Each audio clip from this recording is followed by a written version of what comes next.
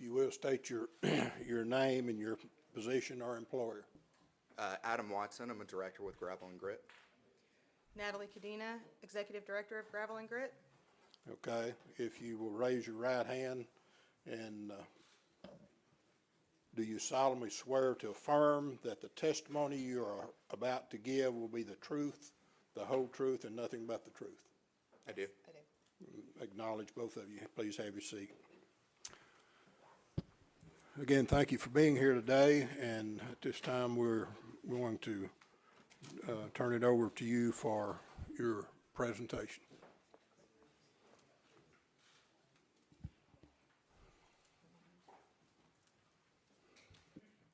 Good afternoon, chairs and committee. My name is Adam Watson, as I said.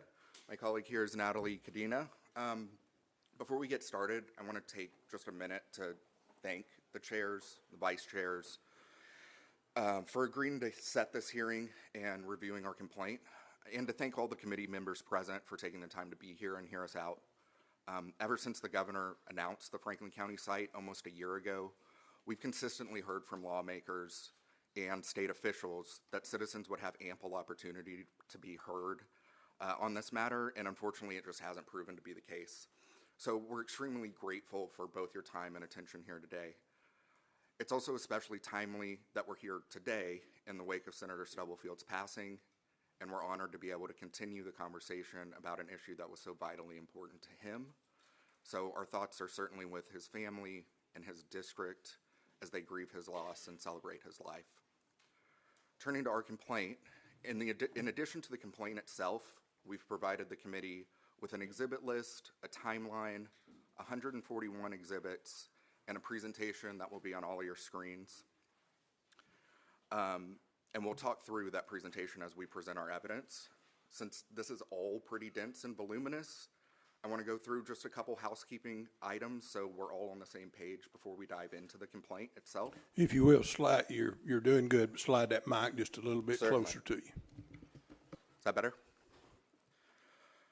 First, we've been cautioned on more than one occasion, which I think is exceedingly fair, to be exceptionally careful about the veracity of what we present to lawmakers anytime we have the chance to speak with you. So the way we decided to present our complaint is in the style of a summary judgment motion. Now, kind of surprisingly to me at least, I only count 3 attorneys on this committee. So for those who aren't familiar, what I mean by that is we don't intend to make any factual statements to you today that aren't supported by evidence. So whether it's documentary evidence, prior testimony, photographs, news reports, etc., everything we share with you will be verifiable. Some of it's going to be quick as we try and keep up with the presentation, but assuming all this technology cooperates with us, the evidence supporting each statement we make will be displayed on the screens as we talk. If you're viewing each of those pieces of evidence will be labeled with an exhibit number on the screen, and that exhibit number corresponds to the list we provided you. If you're viewing that electronically, each line item contains a link to the reference source material, so it's easy to review.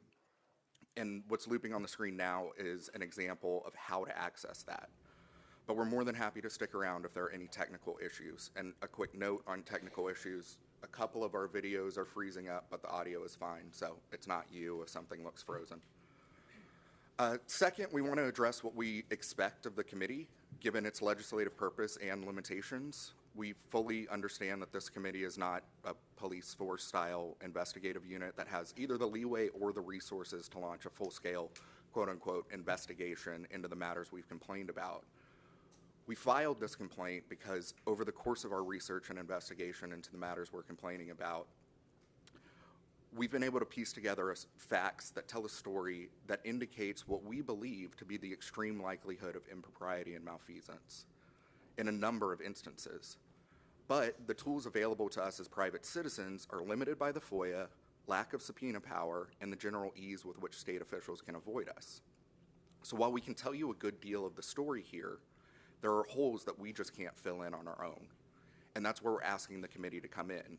We strongly believe that what we know plainly constitutes smoke, and we're asking the committee to determine whether or not there are associated fires. Lastly, we hope to keep our presentation to around an hour, including the time I've already taken. But complaint 4 will be about as long as complaints 1 through 3 combined, and it's very dense. So if the committee would like to take a break at any time, that would be about the halfway mark for us, and we'll remind the chairs when we get to that point.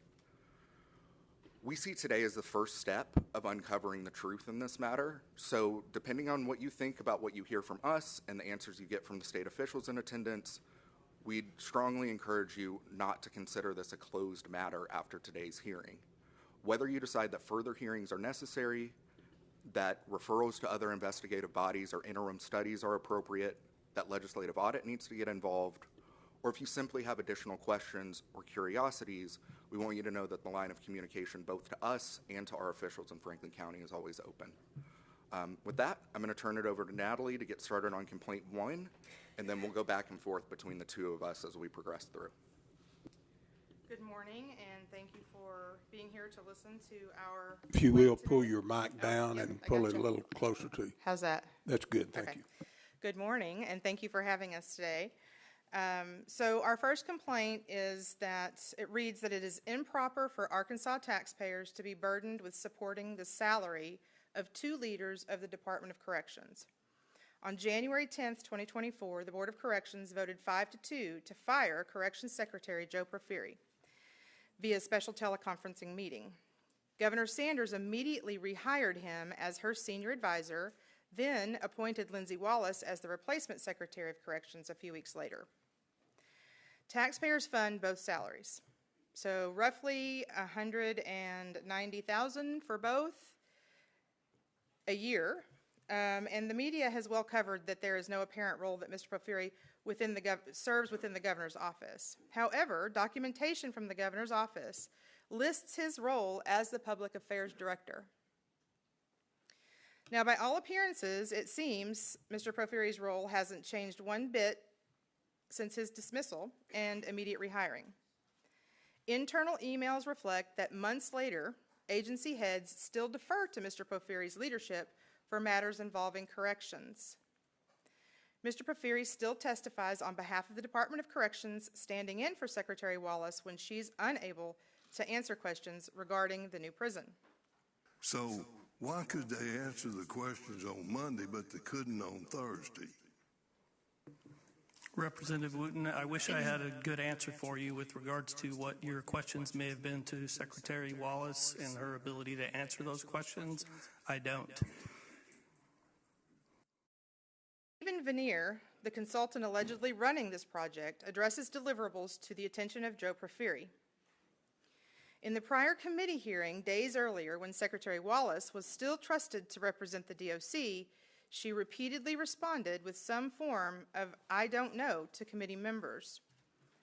Questions at a theme in her testimony that we, and apparently some legislators, have noticed all too frequently for a department head. I don't have the answer. I can't tell you the specific checks. I don't know the answer to that. And I just can't answer the question about how much the overall cost is going to be at this point in time. What We we also- have here is a conundrum. Oh, We sorry. don't know, Forgot about that part. you don't know, and apparently the governor doesn't know. So, where are we on Exhibit Q? I'm losing my place here. Okay, there we go. Thank you. We also think it's noteworthy that Secretary Wallace isn't even on this hearing's agenda to represent the DOC. Now, as to Mr. Porfiry's qualifications for either a department head or some kind of senior advisory role to the governor brought Mr. Porfiry to Arkansas out of a tumultuous run as the deputy director of Arizona's Department of Corrections.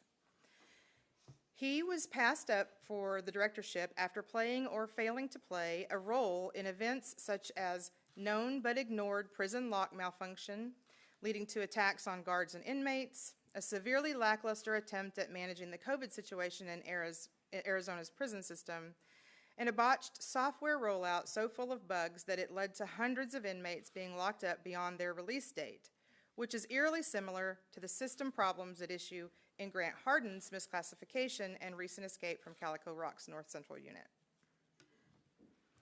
Mr. Porfiry's personal friendships have also caused us to examine potential violations of Arkansas procurement law. On May 16th of 2024, Vanier's Executive Director of Justice emailed Director Laidlaw, Mr. Proferi, and several others about how excited Vanier was to work with the state and marking the beginning of a mutually beneficial relationship. The only problem here is that this is over a month prior to the state issuing the RFQ, which Vanier ultimately won. Vanier was introduced to state officials by Matt Cate, the former head of California's corrections agency and current consultant of whom Vanier is a client. He reached out for an informal discussion despite the political hurdles that needed to be overcome before formal planning could get started. I guess it's who you know, not what you know, and apparently he's an old pal of Mr. Proferi. This is one of those instances where we clearly see smoke, but since Mr. Proferi has been elevated to the governor's staff, FOIA is no longer an effective tool for us, so we can't investigate without further assistance. Now, since he appears to still helm the ship, we thought it prudent to review his prison construction experience. When asked about his experience bringing in prison projects under budget, Mr. Proferi responded as follows. And a follow-up. Thank you, Mr. Chair. Mr. Proferi, you said you built 3 prisons under budget or within the budget that was given to you. That's correct, sir. What year was that? So the last prison that we built was in 2008. Now, we're fine admitting that we aren't prison construction or construction budget management experts, but it doesn't appear that a criminal investigations manager, supervisor, special investigator, or correctional officer has anything to do with those responsibilities either, as evidenced by Mr. Proferi's resume.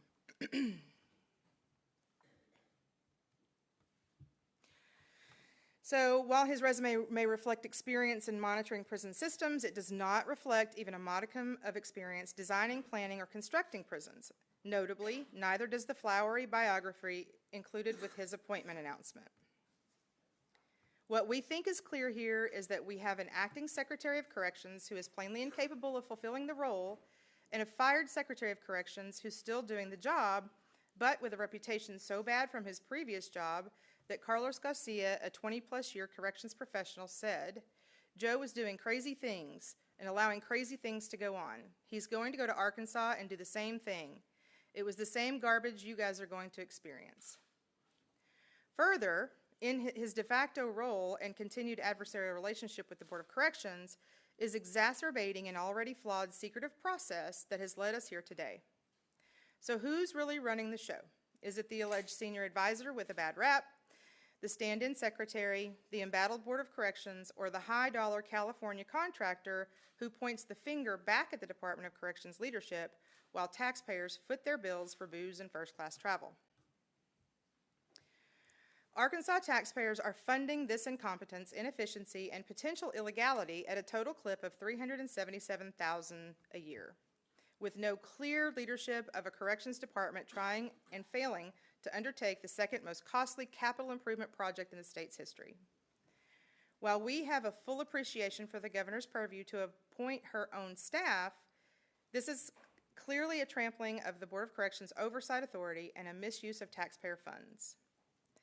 In addition to the list I handed out to you, or you have, there are some questions that we think are raised by Complaint 1. Do we need to read those or just let them go? Okay. Are you going to click your way through? Yeah, just catch me if I miss. Based on complaint number 2 is it's an improper use of taxpayer funds to pay a consultant for a task while simultaneously having an unqualified state agency perform the same task. Based on Mr. Proferi's ALC testimony from November of 2023 that you're about to hear, the site selection process for a carceral facility in the state began in earnest of late fall of 2023. You'll also hear him note that the vendor selected is responsible for both selecting the site and ensuring community buy-in. That the vendor who proposes to build the facility will have to inform us of the location and community buy-in with regards to where the prison will be located. That process is underway. We're hoping to issue an RFP sometime in the beginning of the new year.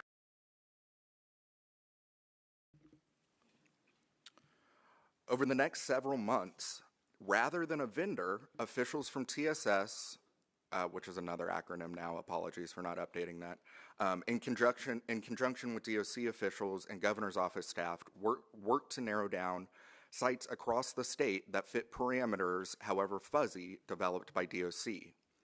On July 3rd, 2024, an intern with GIS found an online listing for the property located at 6310 Arkansas 215 in Charleston.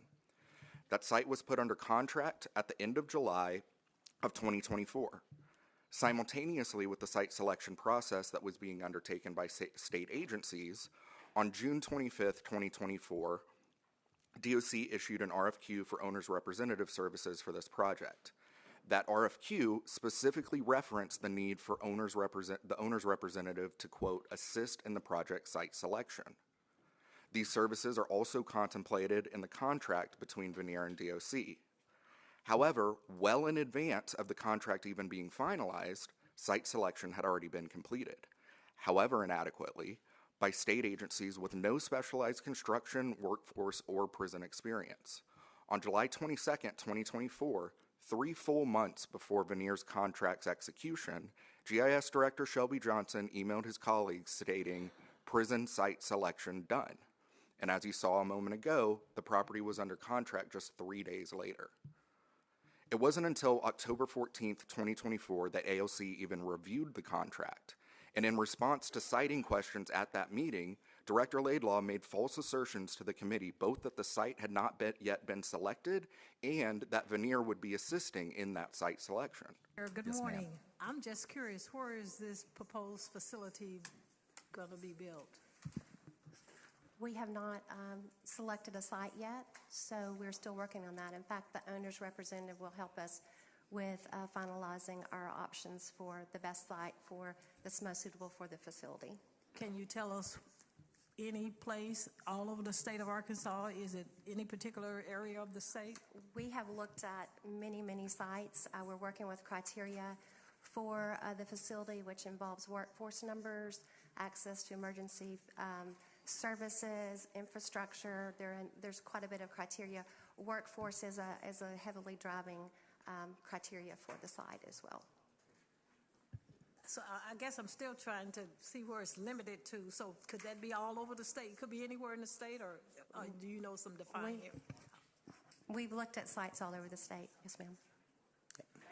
All right. Thank you, Representative.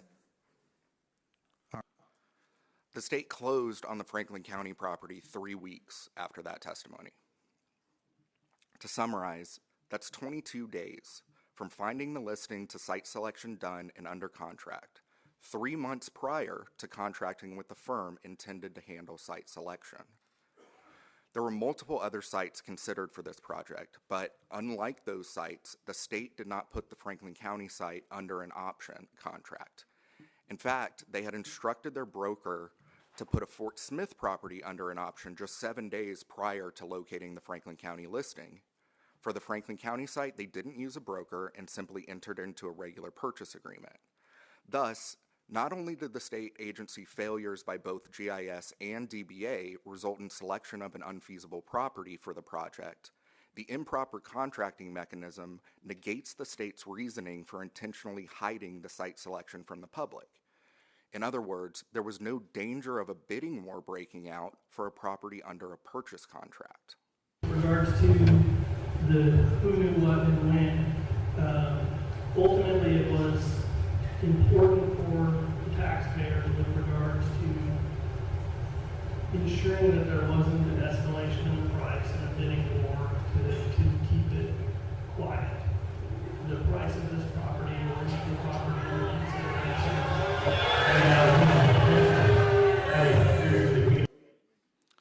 Yeah, the community wasn't buying it that night either. Considering the timing of the owner's representative contract and the state's subsequent closing on the Franklin County property, coupled with Director Johnson's email regarding the finality of site selection months prior, it's plainly impossible that Veneer could have legally participated in any meaningful manner in the site selection process. This means that taxpayers have paid in duplicate for both Veneer services, which it could never have legally performed, and the salaries of a litany of top-level state agency staff for the months of time working through the site selection process. More importantly, by failing to let experts conduct this critical piece of research geared toward finding a property that is actually feasible for this type of facility, the state finds itself here today, 5 failed votes short of funding, and all but begging for a design contract that has already slashed criteria to cut unnecessarily bloated costs rather than a design based on the state's needs, and at serious odds with the very community which it will desperately need to patrol these cells. These substantial oversights have undoubtedly cost taxpayers far more than just duplicate payments, and the state is left having purchased a property that is plainly not suitable for the facility it intends to build. Here are a couple of the questions that we think are relevant to this section while Natalie gets ready for section 3.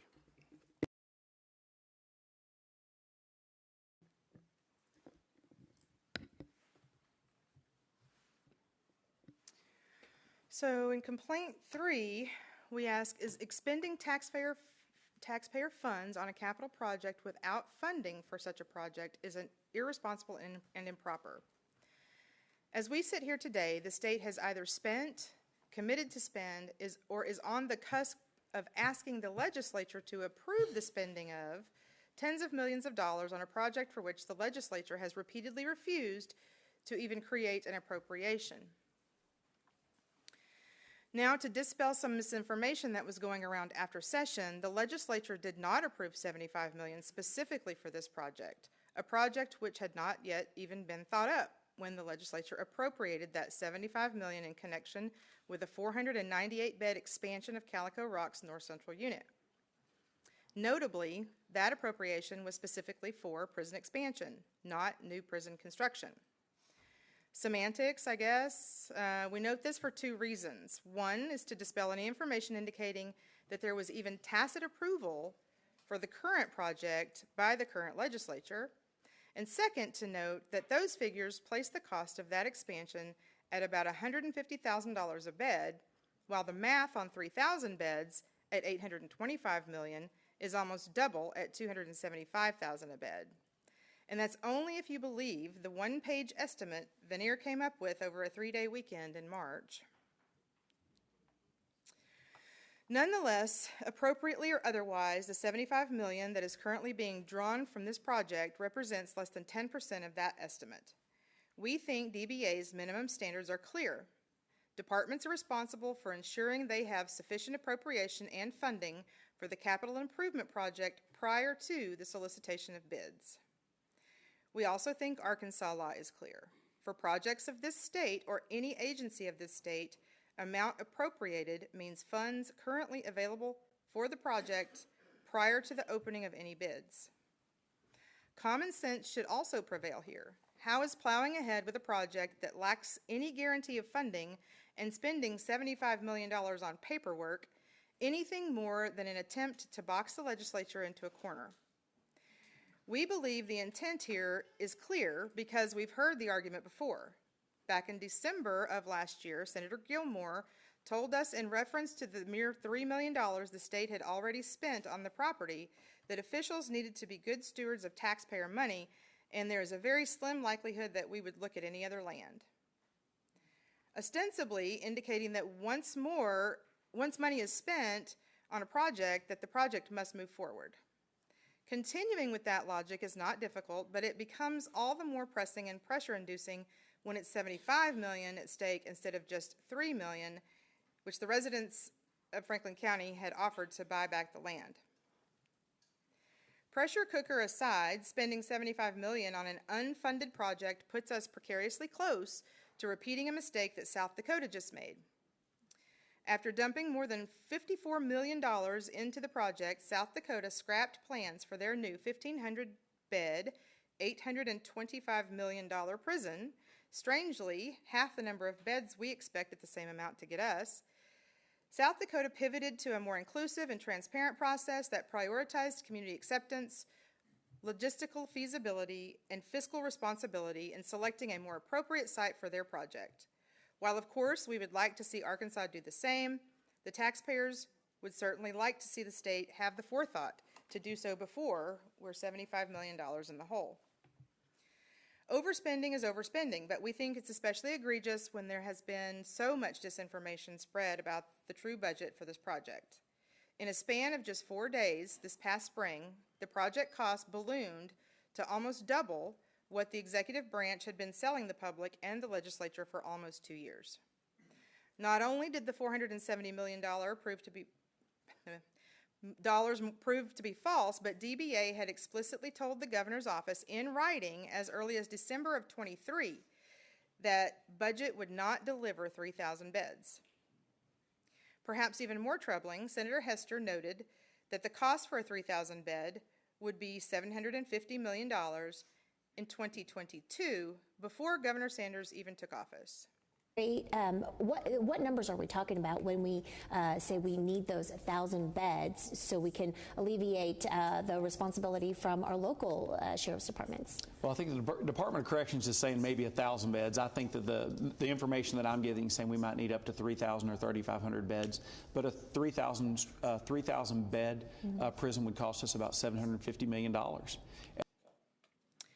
Coupled with the fact that WDD's initial program study returned an estimated cost of $1.2 billion in late summer of 2023, we don't believe there's any possibility that the $470 million was ever a reasonable budget for this project, especially not as the selected site. Conveniently, when instructed to go back to the drawing board, WDD was somehow able to shave $730 million off the estimate to match the governor's announcement. So it's no surprise that we're again shaving down the design to match the alleged budget instead of constructing the most appropriate type of facility for the state's needs. This is all exceedingly troublesome given that the governor's initial letter to the JBC requested only a $330 million appropriation, which, like the current $75 million, would leave the project woefully short of full funding.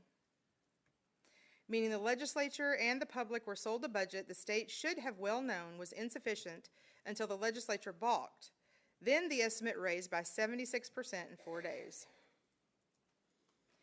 The pattern seems clear. Under budget to secure funding in order to force the legislature's hand when it comes to approval of the remaining funds that will actually be needed to finish this project. With Senator Hester's $750 million estimate, the $1.2 billion estimate from WDD, DBA's insistence that $470 million wouldn't cut it, and the widespread speculation that this is really a $1.5 billion project, this behavior causes grave concerns that we would remain in this cycle of underfunding leading to manufactured legislative pressure, even had the legislature approved the governor's appropriation request in session. Again, overspending is overspending, regardless of the amount, and it's bad enough for the state in its own right. But what really deserves examination here is the process. If we have an executive engaging in a concerted effort to strong-arm the legislature into funding capital projects, the veracity of and motive behind every statement from the executive in connection with such a project should be called into question and carefully examined. And as to our complaint, that starts with the funds already expended prior to legislative approval. Here are some questions relevant to this section, and before I pass it to Adam for the last section of our presentation, this is a reminder that if you want to take a break, this would be the halfway point.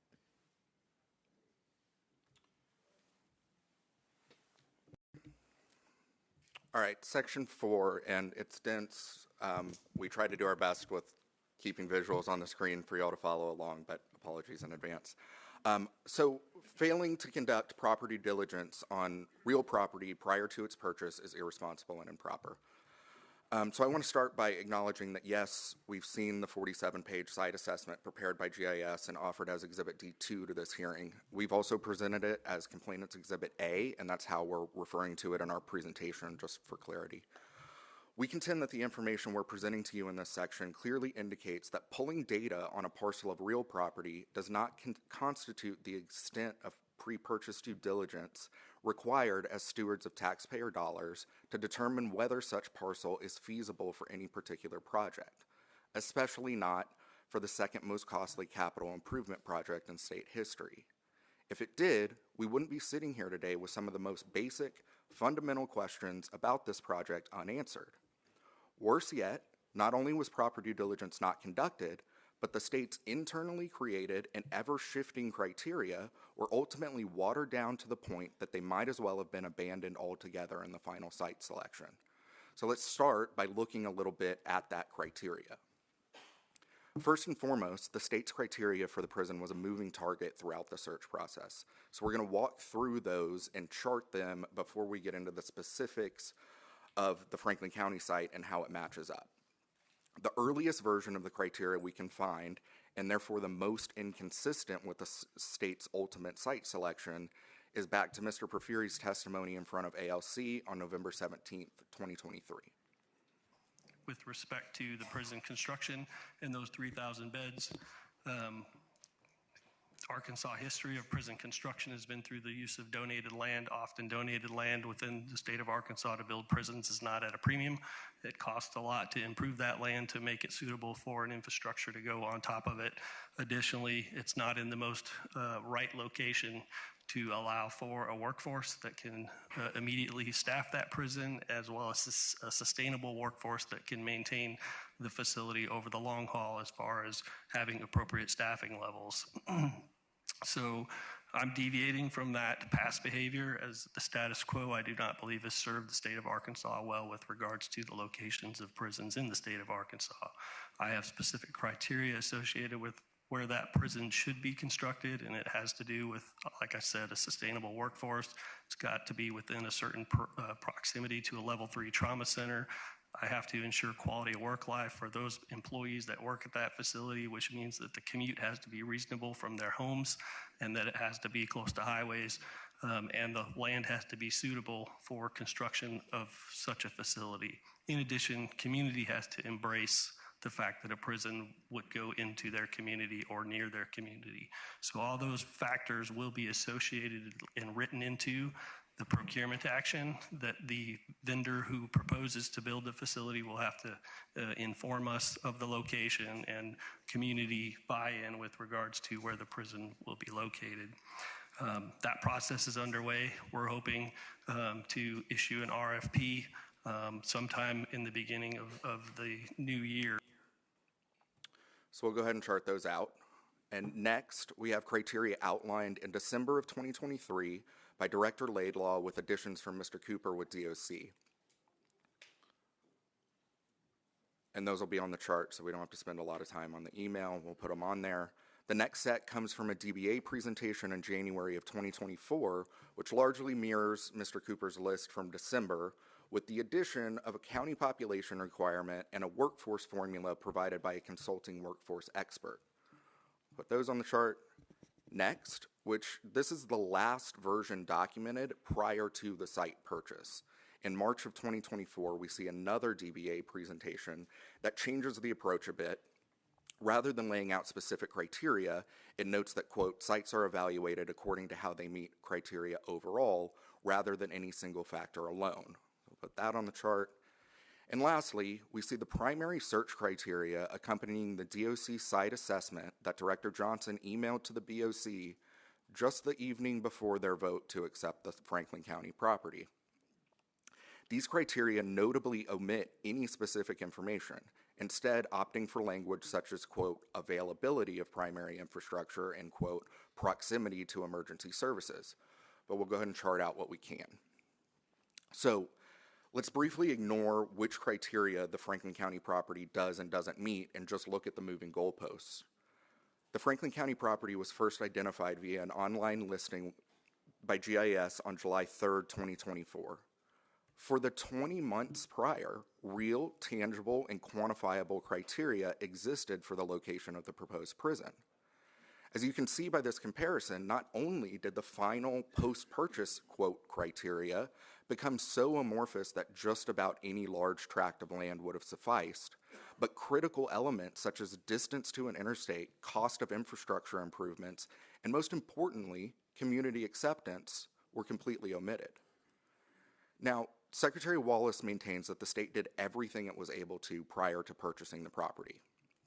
What I do understand to be factual is that everything that we could do before we purchased the land was done in terms of checking things out. However, nothing in the purchase agreement for the property prohibits any study the state would have wished to conduct during the due diligence period. They even went so far as to extend the standard 90-day due diligence period through the day before closing. Secretary Wallace's position is proven false by the state's own actions in beginning to conduct the very studies it should have and could have conducted before purchase 6 months after the fact. And our point is essentially proven by this admission that reports being delivered on June 25th, 2025, almost 8 months after the close of the due diligence period, constitute, quote, necessary due diligence. The bottom line here is this. Watering down your site criteria to fit the parcel of land that you want to purchase is the opposite of due diligence. It's setting the DOC up for failure. And that's before we even address the shortcomings of the Franklin County property when compared to the final site criteria, which we'll start going through now. So out of these 6 different versions of property criteria over a year-plus period, let's try to walk through these with the focus on the versions of the criteria that are both quantifiable and make the most realistic sense as they relate to the needs of an adequate site for a mega prison. We'll check off the first 2 in the state's favor. We don't need to waste time here. It's not within 60 miles of an existing DOC facility, and it's not in a floodplain. So the next is urban versus rural. While the site is not within city limits, which meets Director Laidlaw's early draft criteria, we would tend to agree with the DBA presentation from March 1st, 2024, that many rural locations, including this one, are completely ruled out, both based on lack of infrastructure, which we'll cover in more detail down the list. As further support for that opinion, we would refer to the Texas Sunset Advisory Commission's report, recent recommendations that TDCJ develop a plan to close its rural facilities that can't be staffed. So for us, this category gets an X. Workforce, and this one is dense, there's some math, so apologies again. We think each of the criteria laid out in this category is pretty important, but we're going to start with an easy one. A county with 30,000 plus population. Franklin County has 17,097 people, so that crosses that off the list. Next, and probably more important, is a location that's immediately and sustainably staffable, taking into account the quality of work-life balance to employees. So let's take a look at the workforce formula that Director Johnson received in response to his reaching out to a workforce expert with questions about how to evaluate potential sites. That formula is explained on screen, but we have to modify a couple things to fit this site. First, the expert here is relying on manufacturing as the recruiting base for her 20% participation rate. So we need to adjust that to fit this project. The Bureau of Labor Statistics lists correctional officers and jailers as accounting for 0.2% of the workforce and all protective service occupations as 2.2%. If we're exceedingly generous, disregard the lower participation security positions, and anticipate that our current environment doubles actual labor participation in the entire industry, we can just round up and use a 5% participation rate. Then, to compare apples to apples, we need to remove the expert's 50% reduction in population to calculate labor force, because the state's comparison numbers are already to total labor force as opposed to total population. So what that means is the total labor force needed is the number of positions to be filled times the number of candidates you need per position divided by the participation rate in the industry. The appropriate formula for evaluating this site per the state's expert can be noted mathematically as you see on the screen. So when we plug in the variables that we know to staff this prison and look at the expert's criteria, her optimum scenario allows for 50 candidates per position looking to be filled. When you run the math, that gives us a required labor force of 800,000. Her minimally acceptable scenario is 25 candidates per position. That returns a needed labor force of 400,000. The entire labor force in the entire 5-county area surrounding the Franklin County site is 108,784. Based on the state's own site assessment, the labor force is short over 291,000 workers for the experts' minimally acceptable criteria. And that would be far worse if we were looking at just the 30-mile drive shed. Where the math gets even more telling is scoring the reality of the site's regional labor force against the expert scoring scale. For this, we have to do a little bit of algebra and change the equation to solve for candidates per position. We do that by multiplying our participation rate by the labor force available, then dividing by the number of positions needing to be filled. And mathematically, that looks like this. Again, when we plug in our known quantities, 6.79 candidates per position is our result. And if you check the expert scoring scale above, it only awards candidates scores down to 25 candidates per position. The site scores a 0 out of 10. Look, it took us a while to work out all that math, and apparently it was hard for Director Johnson too, which totally makes sense to us. Again, we dispute that GIS should have ever been doing this kind of evaluation in the first place, but it's clear that even when getting an expert's position on the site score, an expert's opinion that the site score is bottomed out for workforce, the state promptly ignored the data. All of that math doesn't even address the inherent conflict in the state's assessment data. On the left, we see a depiction of the 30-mile drive shed surrounding the site, reflecting a labor force of, which is 18-plus population, of 127,395, while the entire regional workforce map on the right shows a labor force of only 108,784. Because the entire drive shed falls within the region but doesn't encompass the entire region, it's plainly impossible for the drive shed to have a larger labor force than the region as a whole. Notably though, even with the inflated figure listed on the drive shed map, the expert's formula still returns the same results. The site ranks a 0 out of 10.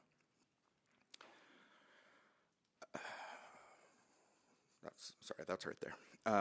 And look, we've already heard the talk about reducing the number of beds at this facility from 3,000 to 1,000 to save face. So for clarity, the math still results in a 0 out of 10. These are the kinds of massive shortcomings that neither a pay bump or a new bridge are going to solve. However you want to slice it, the workforce category gets an X for this location. So services has a lot of different categories on it, so we're going to walk through a couple of them, and we're not going to talk about landfills, but proximity to a trauma center, distance from a hospital, those things are important for a prison. So hospitals.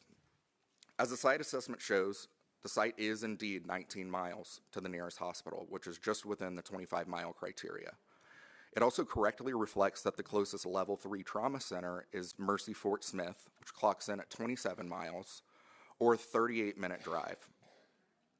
We can't definitively say whether that fits into Mr. Porfiri's criteria of, quote, within a certain proximity, but it sure seems prudent to us to be closer than the better part of an hour drive from a trauma center when you're running a prison.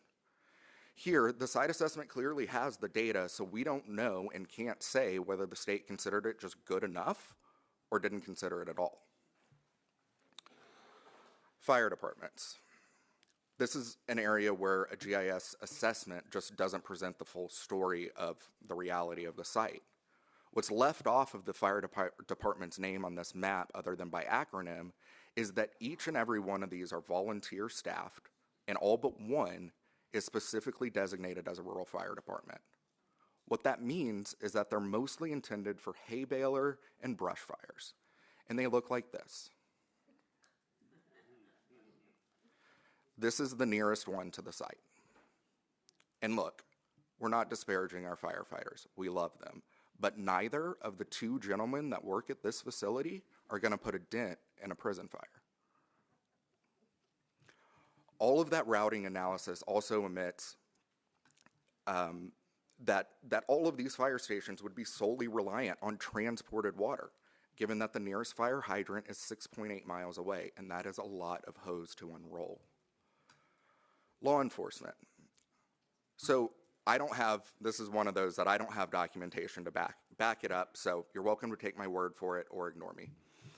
But one of the points specifically consistently brought up by our community is that Charleston is a quiet, peaceful town. Even its motto is where serenity prevails. And we don't have police patrols in the city past midnight.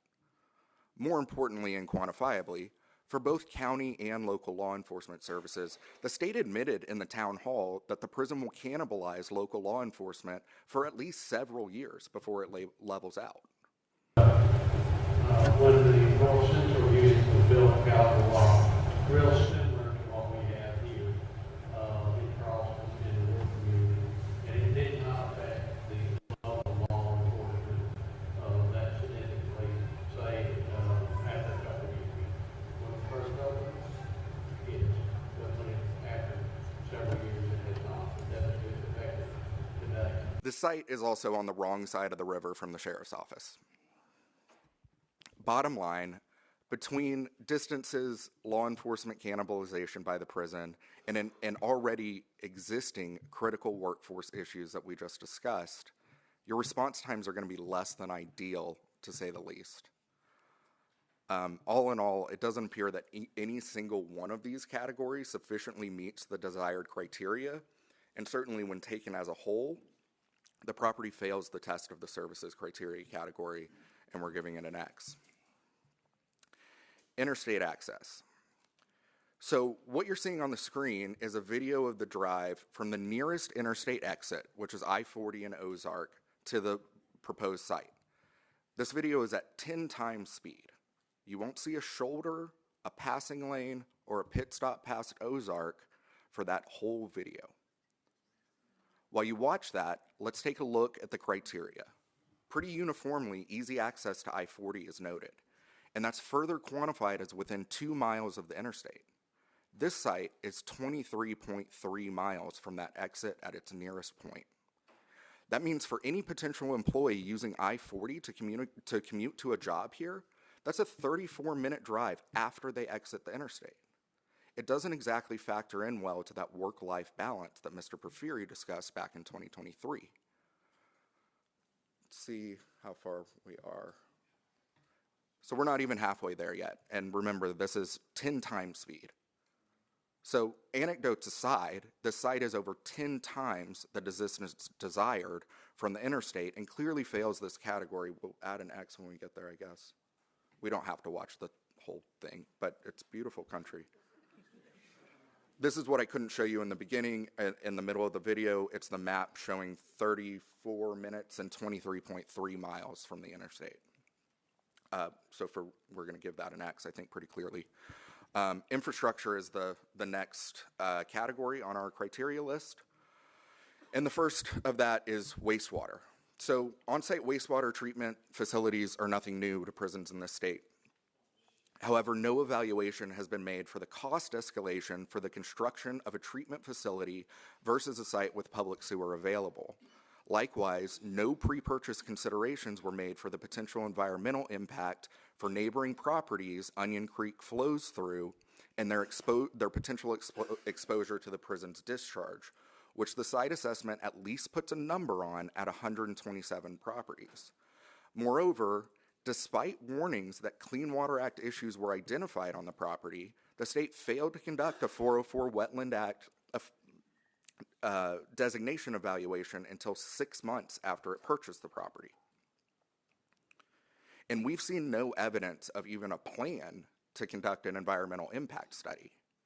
So despite, quote, wastewater treatment feasible being one of the few items included in the final search criteria, the official site assessment omits any relevant information about such feasibility. Electricity. 8 to 10,000 amps is a massive amount of power, which makes sense. 3,800 people on the side of a mountain is effectively a bigger city than exists in any direction for miles around. Similarly, the state site assessment fails to meaningfully address this category, possibly because the final search criteria doesn't list 8 to 10,000 amps with 2 sources, it simply lists electricity available. What the site assessment does show is that there are not 2 sources available. There's one transmission line owned by OG&E and services provided by Arkansas Valley Electric. It also notes that residential service is specified, meaning that this isn't dual or three-phase power running through beefed up and backed up substations. This is rural residential basic power. What it does reflect is the depiction of a high voltage line bisecting the property.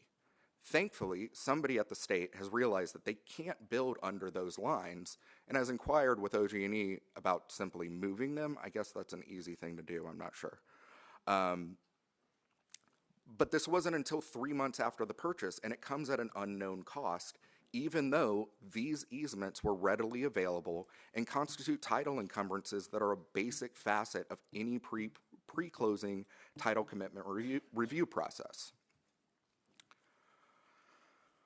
Roads.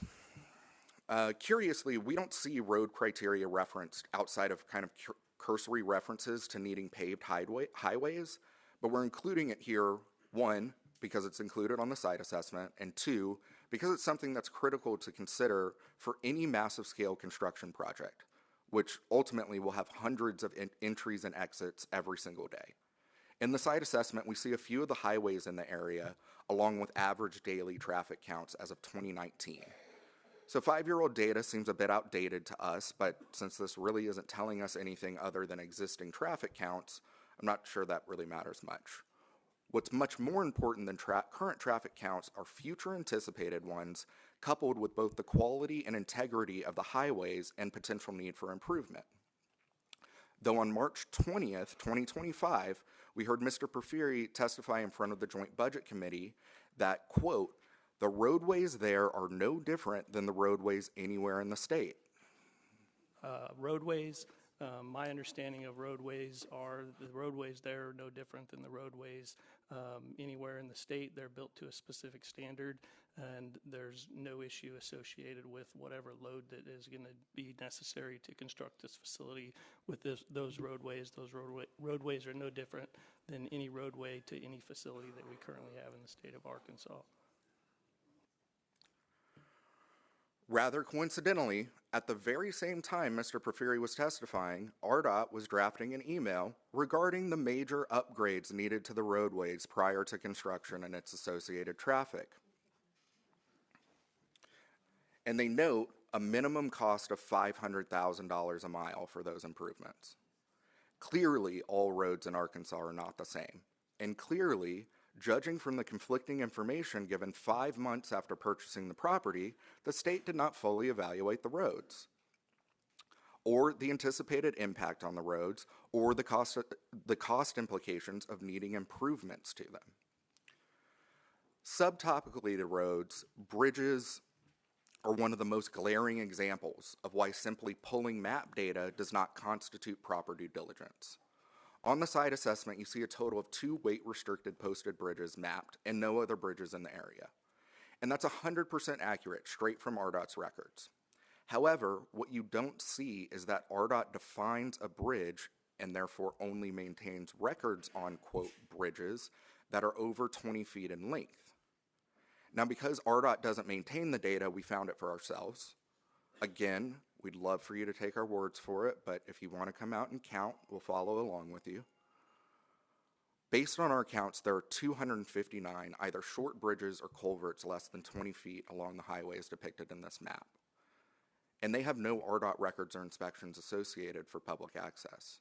If I were a betting man, I'd wager that our county judge has some thoughts on the quantity and size of loads that are going to be traversing these crossings. So to the elephant in the room, water. Look, I think everybody here has read the news and the reports on water, so we're not going to belabor the point, but we do want to make sure we're briefly all on the same page. The state site assessment merely includes a water line map, and for reasons that are unclear to us, some pictures of area water towers, which would be insufficient to service the prison for even a single day. Again, relying on map data and a barely cursory email from ADH showing 3 million gallons of excess capacity in Ozark's water system, the state checked the minuscule criteria of, quote, water available off of its list. I don't think I need to explain in great detail that you can have 1 billion gallons of excess capacity. If you don't have access to the ability to treat or a mechanism to deliver 1 billion gallons, you might as well have nothing. So here we sit. Fort Smith is a no-go. We all know the $50,000 test wells didn't pan out, which state water experts find even the prospect of doubtful. The well experts say deeper isn't better, and there hasn't even been chatter of a hydrogeologic study to protect the scant water that the neighbors actually can access. And no one's even bothered to call Ozark, who, by the way, has publicly stated that they can't do it and don't support it. Folks, our neighbors have been screaming at the tops of their lungs that there's no water on that mountain since they first heard the governor's announcement over KDYN's airwaves last Halloween. Even if, by some miracle, the water situation were to sort itself out tomorrow, the current set of circumstances bears out the heart of this complaint. The state did not do its homework. This is even more telling as the amount of water needed is a known quantity, and there's no lack of $57 million design contract to hide behind, or at least there shouldn't be. And if the murmurs we're hearing are true, it boggles our minds that the remedy sought by our conservative state government for its own lack of due diligence could be turning to federal welfare for a bailout. The site fails this criteria categorically and objectively cannot be the best place in the state to attempt to build this facility, so it gets an X. Okay, those were a couple dense ones, so the next are more straightforward, and apologies for getting into the weeds, but I think it was necessary on a couple of those points. So size and topography is next. For size, over somewhere between 76 and 300 acres. Check, that's easy. Topography, relatively flat, which, I don't know, seems important when you're building something that folks like to try to escape. If anyone knows anything about contour lines and maps, that's not flat, relatively or otherwise. So I guess since these are kind of combined criteria, we'll do a check and an X and give it a half point. Locale, super easy here, don't even have a slide for you. Franklin County is not any of those preferred locations, so that's an X. Soil reports. So this item is listed on as critical, a critical criteria, and has information pulled from USDA data on the site assessment. However, just a little bit of experience with industrial real estate informs our assumption that the intent and useful preliminary report here is a geotechnical report. Again, a true feasibility study would have revealed this and conducted the appropriate test immediately, as evidenced by the fact that the state did eventually conduct this testing 6 months after it purchased the property. While the official preliminary geotechnical itself is itself preliminary, and its introduction notes that a final geotechnical investigation and report should be conducted, Veneer's cover letter does note that, quote, some mitigation measures are expected and will have cost implications. So here again, the documents prove our point. Stopping the site search and purchasing a property without full investigation escalates cost. And without evaluating this site against more appropriate ones, the state will never know how much more it has to spend simply by virtue of its poor site selection. So for us, this gets an X, but we understand it's kind of amorphous and we made an assumption, so we're going to be just lenient and give it a check. Community acceptance. So if you've been following the list, which I know is tough with how much we're covering, you've already noticed we skipped one. Really, we just went out of order because who wants to end with soil studies, I guess? Look, in no uncertain terms, Mr. Porfiry testifies to AOC that community acceptance is a must for this type of facility. In addition, community has to embrace the fact that a prison would go into their community or near their community.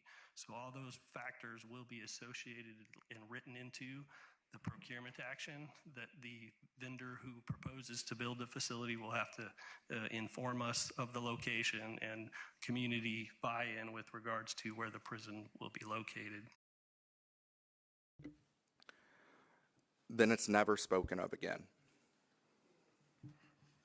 Just a few weeks ago, our Senate President Pro Tem gave an interview where he stated that not only is the reality that a majority of the people in our community accepting and supportive of this prison, but that the ones who aren't want to see violent criminals walking our streets.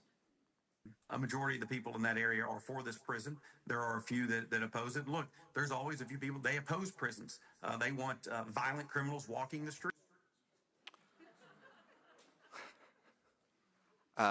Ladies and gentlemen, my community has absolutely been put through the ringer with the level of dismissal, disrespect, and denigration shown to it by the state throughout this process, and I cannot emphasize enough how patently false that statement is. The best evidence I can give to you of this is the fact that city councils for every municipality surrounding the Franklin County site and the Franklin County Quorum Court have signed resolutions opposing this project. And this is what the streets in our small towns have looked like since last November. In small towns and rural communities in Arkansas, we still understand that the best way to gather information or opinions on something is just to get folks in the same room and have a conversation with them. Instead, the state chose to cut us out of the process and ignore this vital requirement to the project's success. In case you haven't had a look behind me, a few of our friends and neighbors have joined us for this hearing. So if you have any doubts whatsoever about the level of community acceptance for this project, each and every one of them would be more than happy to discuss it with you offline at any time.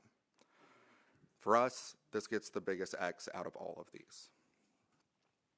So we're done with going through those. We can score it. That comes out to 4.5, generously, of the 12 categories that this site satisfies and none of the critical categories. That doesn't paint a pretty picture, especially if we're concerned, as Mr. Porphyry was, about the sheer increase in cost and time required to force this poorly selected site. So poorly selected that even Director Laidlaw twice emailed colleagues noting that the site was not viable just days before Director Johnson's email that site selection was complete. So, if you find any assertion that the state conducted proper due diligence is true, then it must follow that they have consistently ignored the facts that any such due diligence uncovered. While we can't make assumptions about their motivations, we can review the facts of the matter, and the facts clearly demonstrate that despite the rampant insistence to the contrary, this site is by no means the best site in the state for a new prison. It's less than ill-equipped for a prison facility, and it presents a myriad of out-of-the-ordinary barriers to building a new, large-scale prison. The state is arguing that somehow it doesn't know what the design for the project is and that it cannot determine answers to feasibility-related questions until this legislature approves a $57 million design contract. But it does know that this is the best property in the state for that project. These are plainly mutually exclusive ideas. And Mr. Porphyry said as much back in 2023, when the plan was to go about this project the proper way and bring in a design professional before site selection to secure community acceptance. In contrast, this project has been done backward from the start. The state selected the site, then hired an owner's rep, and now seeks legislative approval to spend $57 million to retroactively rubber stamp its bad decisions. At the end of the day, the work the state did just doesn't meet the high bar of due diligence. The information it gathered doesn't indicate site suitability for the project, and nothing done to date constitutes a feasibility study. Spending nearly $3 million of taxpayer monies without checking these boxes is a misuse of taxpayer funds. Alleging that we need to spend $57 million more to check these boxes is reckless. And the consequence is more than wasted dollars. It's the loss of credibility, time, and trust at the very moment when these same state leaders claim they were doing all of this to solve a pressing crisis. So, for the last time, there's a couple questions on your screen that we think are relevant to this section of the complaint. That's all I have for this section, but before I pass it back to Natalie for just a couple closing comments, just for me, I'd like to thank the chairs and the committee again for your time and attention, and the opportunity to be here and present all this to you today.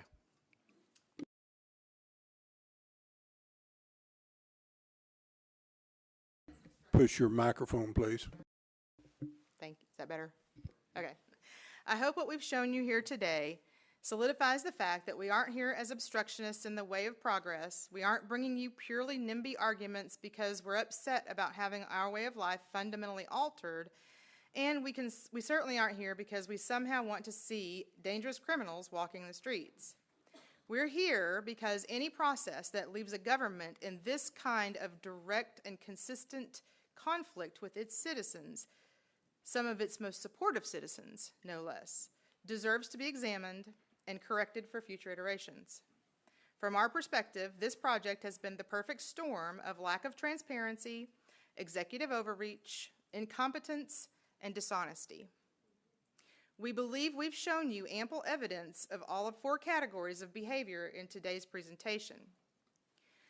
While we were preparing for today's hearing, in a moment of sheer exasperation at the monumental task of condensing our research into a reasonable presentation, I commented to Adam that we could have another month to prepare and a full day to present, and we still couldn't cover everything in this story. Similarly, a journalist who came and spent a week with us in Franklin County to cover the story remarked at the end of her trip that should one choose to do so, an investigative journalist could make an entire career out of just this project. What we've shown you today is a fraction of what we've uncovered, and all of this is just from some Google searches and FOIA requests. Arkansas deserves the full story.